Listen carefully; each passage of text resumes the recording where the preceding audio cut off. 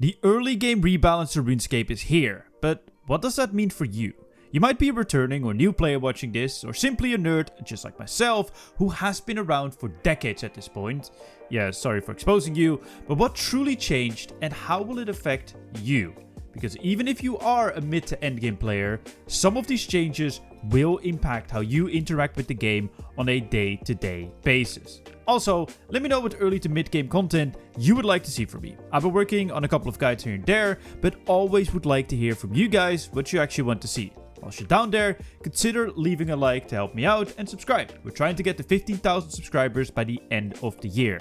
Enough yapping, however. My name's Chevalric, and let's talk about some early game changes. Let's start off in alphabetical order, which actually suits my YouTuber needs with retention rates, because the update that affects everyone is towards the end with the Thieving one. Thank you, Jagex. Love that for me. All joking aside though, we all train agility in one way, and that is through Silverhawk's boots. You stand still, and every minute or so you get a nice XP drop from them, and whilst they're not going anywhere just yet, due to Jagex legally being required for you to use up your purchases from MTX, which Silverhawk feathers actually fall under, they will no longer be a thing by the end of the year.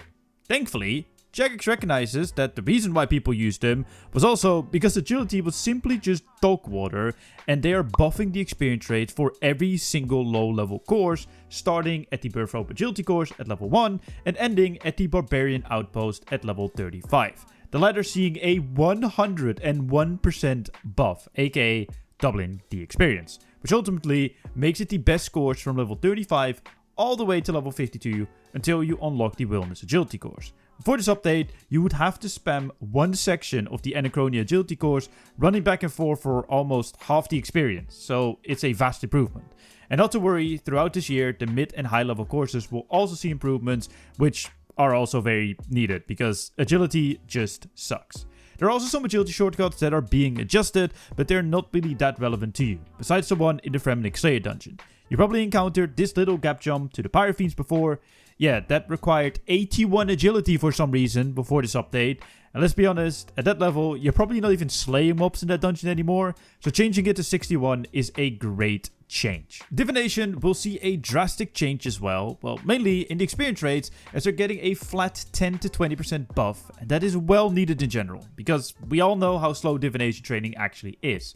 I do wish that it give us a before and after experience rates like they did with agility, but overall, this is a great change. Especially as on top of that, with the rework to the dailies coming in a few weeks, caches are now no longer the best way to train and spawn whilst you're actively training divination. This means that they will now function as a nice distraction that sometimes opens up when you're training divination and giving you a little experience boost when you're training, and to kind of just mix things up here and there. They're no longer something you have to do every single hour, but unfortunately that's not here with today's update, but eventually this will make divination flow a lot better. Next up are farming and my pet peeve skill Herblore, as they will see some adjustments as well. But truthfully, by the looks of it, they won't be all that impactful across the board. The main thing that will be changing is that beehives will no longer be your go-to for farming starting at level 17, and instead you'll be doing these starting at probably level 35 in most cases, as vote leaves now have a level requirement. It would still be worth using them, but you're better off farming actual trees, herbs and allotments now. And when it comes to Herblore, there will be more seed drops from low level mobs. Not sure how much this will impact the skill, as there is a lot to be done, at least in my opinion, especially if you're an Ironman, because as it stands in its current state, lamping is still your best way to get 96 in the skill, because you just don't get enough seeds to actually consistently farm herbs and turn them into potions. Yet hopefully the increase in early game seeds and the increase in thieving rates, which we'll talk about in just a second, will help, because the new farmer and master farmer drop tables do include more seeds that are useful for you to farm. So maybe the meta will be you camping them for a few hours and you can do consistent farm runs for, I don't know, 10 or 15 hours. I don't know, we'll have to wait and see. Someone will probably do the maths on it. I'm just not going to. So how about fishing? Well, catch rates on shrimp and crayfish have been reduced. Not gonna lie, not sure about this change, and I don't know how this either positively or negatively affects things. Yeah, I'm sorry, I don't really have anything else to say on this one. It's just a bit of a weird one. I guess fishing is just in a decent place early on, I suppose, and if not, just I guess, riot in the comment section. My favorite skill will also see some changes. Well, favorite skill in old school RuneScape, as I think it's kind of bad in this game. Please just give us Hunter rumors, please. It's like Slayer, but for Hunter, and it makes so many hunting methods actually relevant. But anyway, Jagex is buffing most early game hunting creatures by increasing experience grades across the board and setting a base catch rate of 75% to all creatures, which can be further improved to 100% with levels and boost. For some context, most of the catch rates before this update were below 45%, which is a big yikes. It's nearly a 2 times increase in actual catch rates, which is lovely.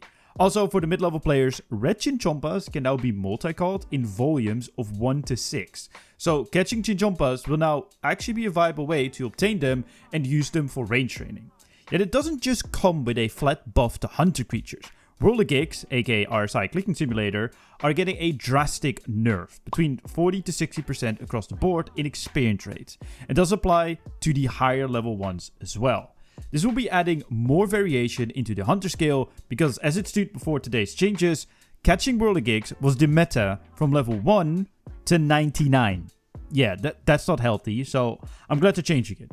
I see these becoming more of a money-making method for Hunter, as the powders obtained from the shells there are actually used in things like Penance Powder and Powder Burials to train up your prayer. So they will still have a good place in the game, I just don't think they will be your best training method across the board anymore, which I think is good. Speaking of prayer, the base method of training the skill is actually going to change across the board. Sure, most experienced players would collect their bones and bring them to a gilded altar back in the day, and as soon as the fort became a thing, to the altar in the fort, and that will still be the case. But low level players used to just bury their bones, but they can now also use their bones on a normal altar, which gives them 50% more experience per bone. So if you bring one regular bone, for example, to an altar, and it gives 10 experience when you bury it, it will now give 15 experience.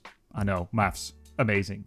This is a huge buff, as early prayer can be a bit of pain in the ass to train, and this will just make it a lot better when you're lower level. Yet, they're also revising all altars and nerfing most of them. However, they are buffing the most important one, at least in my opinion, the Gilded Altar, and I guess to an extent the Wilderness Altar, as long as you have the Elite task set completed. Yep, the return of the Gilded Altar in RuneScape is here. By the way, you don't need the Elite task set for that one, that's just a buff on its own. And it will actually affect everyone. If you don't know what this means, back in the day, you went to someone else's house who hosted an altar and you would go train prayer at theirs. They're making it so that Gilded Altars will have a 3.5 times experience of a buried bone, where the fort now only has a 3 times flat experience increase. This 3.5% buff also applies to the Wilderness Scales Altar when the Elite task set is completed. So in general, this should encourage social play and no longer require you to get 90 construction to realistically train up your prayer. Now let's talk about Mr. Controversial Thieving, as it will see a whole host of changes.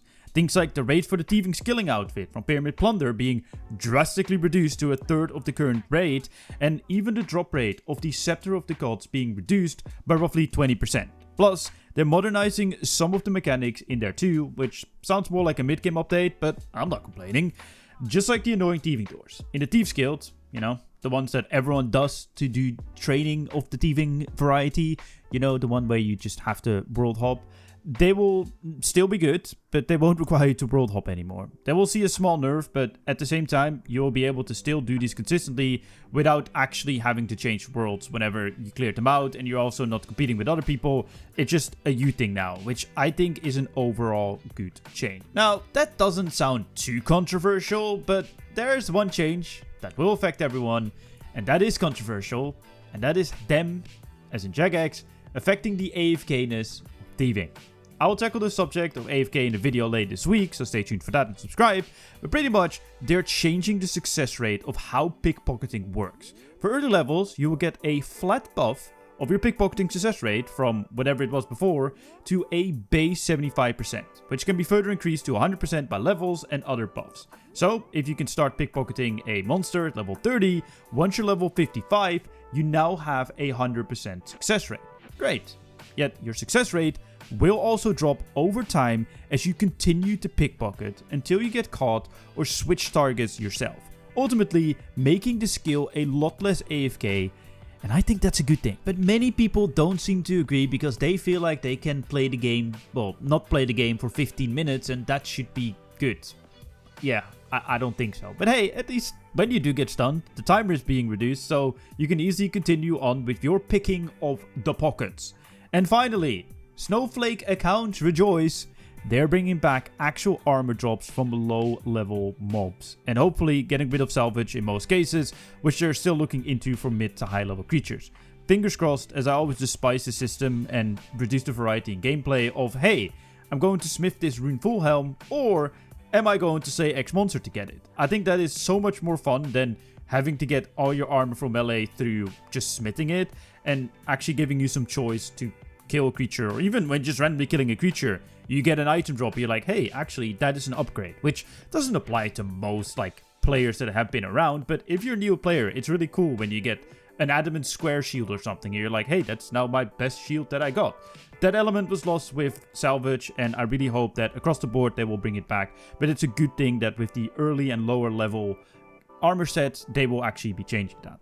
And that is all you needed to know. Well, for now. There will be many more amazing changes coming to Runescape throughout the year, so stay tuned for that. And also, make sure to subscribe so you actually don't miss it. Leave a like to help me out. My name's Chevalric, and see you guys in my next video.